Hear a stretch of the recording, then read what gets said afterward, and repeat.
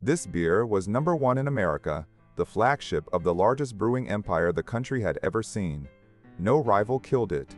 It mixed its own poison, on purpose, to save pennies on every barrel. At its peak in 1976, it shipped roughly 24 million barrels a year, and the taps never seemed to stop.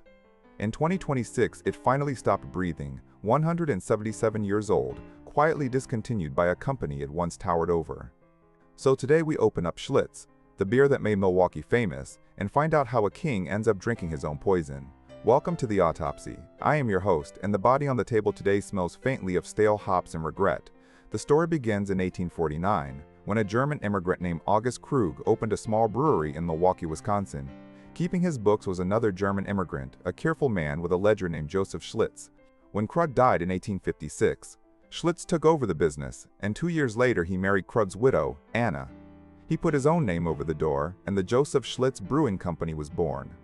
In 1871, the Great Chicago Fire burned much of Chicago to the ground, taking breweries and clean drinking water with it. As the company itself would tell it for the next century, Schlitz shipped barrel after barrel of Milwaukee beer south to the thirsty, smoldering city. Chicago drank deep, Chicago remembered, and a legend attached itself to the label. That legend became the most famous slogan in American brewing, the beer that made Milwaukee famous. Joseph Schlitz never saw the empire he named. In 1875, his steamship sank off the English coast and he went down with it. Control passed to the Uihlein family, Krug's nephews, who would run the company for the next 100 years. By 1902, Schlitz was brewing around 1 million barrels a year, which made it the largest brewery on the planet. It even survived Prohibition by selling malt syrup and chocolate, then came roaring back the moment the taps reopened. For much of the early 20th century, Schlitz was simply the biggest name in American beer. Through the 1950s, Schlitz and Anheuser Busch traded the title of America's #1 brewer back and forth like a bar tab. The flagship lager was a genuinely premium beer, brewed slowly with barley malt and fresh hops, and drinkers could taste it. The slogans became American scripture. When you are out of Schlitz, you are out of beer. Then, in the 1960s came the big one, go for the gusto. Gusto meant grabbing life with both hands, ideally with a Schlitz in one of them. By the early 1970s, Schlitz was a powerful #2, right behind Anheuser Busch, with enormous profits. It had just built some of the most modern, efficient breweries in the entire industry. In 1976, it shipped roughly 24 million barrels of beer, the most in its entire history. That is roughly a barrel of Schlitz for every 10 Americans alive at the time. On paper, the patient was in perfect health. But this autopsy has an unusual finding, so lean in close. The wounds we are about to examine were not inflicted by a competitor. Every one of them came from inside the building. Time to make the incision, and I warn you, this one is ugly. In the early 1970s, management faced a simple problem. Anheuser Busch was outspending them, and Wall Street wanted fatter margins. Their answer was a process called accelerated batch fermentation. Instead of letting the beer ferment at its natural pace, Schlitz pushed batches through in a fraction of the time. Same tanks, same plants, far more beer. The accountants called it efficiency. Then they went to work on the recipe itself. Expensive barley malt was partly swapped out for cheaper corn syrup. Fresh hops gave way to hop pellets and extracts, cheaper to buy and easier to store. Each substitution saved pennies per barrel. Multiply pennies by 24 million barrels and you get a very happy balance sheet. For a while, it looked like genius. Costs fell, margins swelled, and the volume kept climbing. There was just one small problem, and it was sitting in every glass. Drinkers noticed. The beer tasted lighter, thinner, less like the Schlitz they remembered. Bartenders heard the complaints first, then the distributors, then everyone. The company insisted nothing important had changed. The customers' taste buds filed a dissenting opinion. On this table, we have a clinical term for a company quietly degrading its own product, self-administered poison. Then in 1976, the slow poison turned acute. To keep the rushed beer looking clear on the shelf, Schlitz used an anti-haze agent called Chillguard. In the bottle, Chillguard met another additive, a foam stabilizer called calcaloid. The two reacted, and proteins in the beer clumped into tiny flakes you could see with the naked eye. Hold a bottle up to the light, and America's proudest lager appeared to have something floating in it. Drinkers coined a nickname that no marketing budget on earth can outrun: Snot Beer. The flakes were harmless to drink and absolutely fatal to look at. And here is the detail that upgrades a mistake into a scandal. Schlitz knew, and Schlitz went quiet. Instead of warning anyone, the company tried to handle the problem without the public finding out. It ended up recalling over 10 million cans and bottles of beer.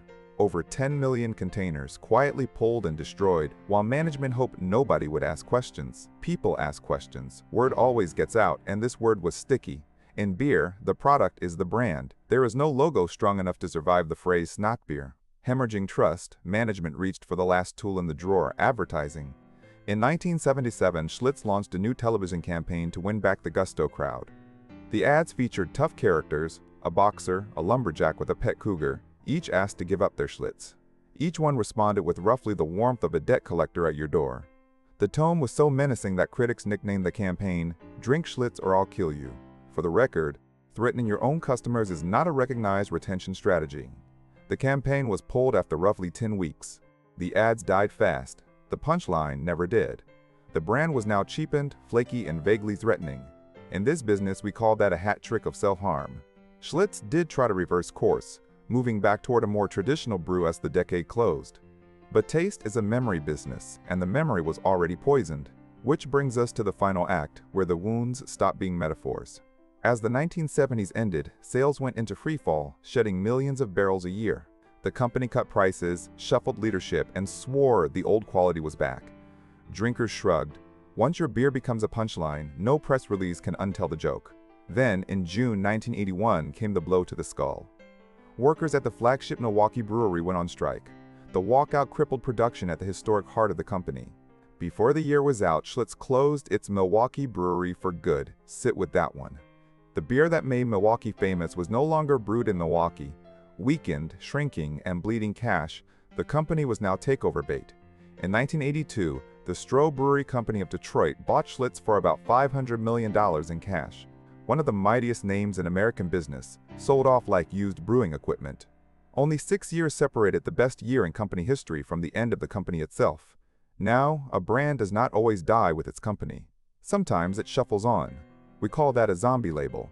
Schlitz spent the 1980s and 1990s as a discount beer in Stroh's portfolio, a ghost wearing its own famous logo. Then, in 1999, Stroh collapsed too and sold off its brands. Schlitz landed at Pabst, its old crosstown rival from the Milwaukee glory days. In 2008, Pabst even attempted a resurrection, reviving the classic 1960s formula for nostalgic drinkers. It bought the label a few more heartbeats, but nostalgia is not a pulse. The drinkers who remembered real gusto were slowly aging out of the bar, and in 2026 came the quiet end.